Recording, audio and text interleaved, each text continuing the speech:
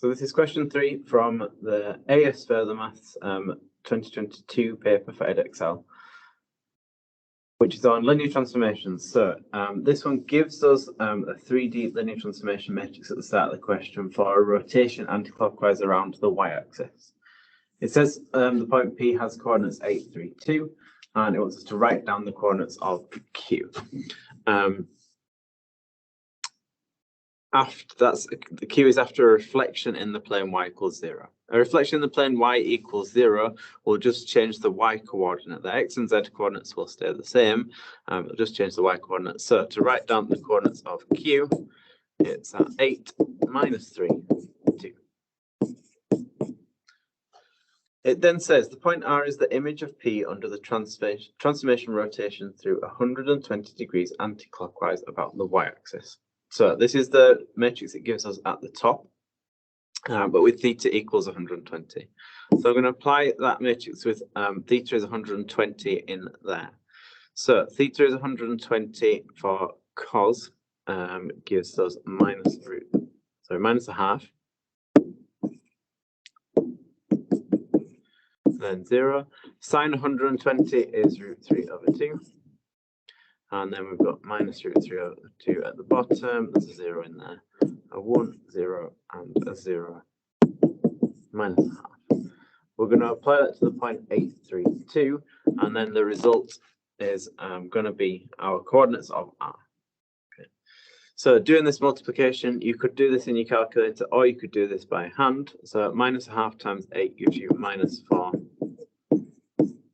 0 times 3, obviously 0, and then root 3 over 2 times 2 gives you root 3.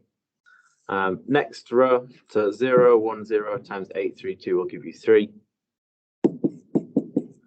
And then finally, the bottom row, so that will give you minus 4 root 3. Right. So minus 4 root 3, and then minus 1. It asks for the coordinates of R, so we should write it as a coordinate. So minus 4, write it with a bit more space. So R is minus 4 plus root 3, 3, minus 4 root 3, minus 1. Part C says, hence find P to R, giving you the magnitude of P to R, giving you answer as a simplified surd. So we're finding the distance between P and R.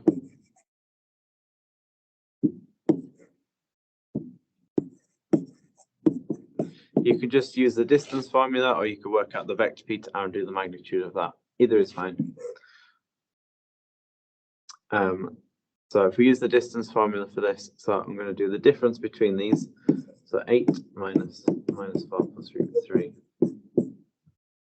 squared plus 3 minus 3 squared plus 2 minus 4 root 3 minus 1 squared square rooted. So root 8 minus 4 root 3. So minus 4 plus root 3 squared plus obviously 3 minus 3 is 0, and then we've got 2 minus 4 root 3 minus 1 squared gives me 2 root 51.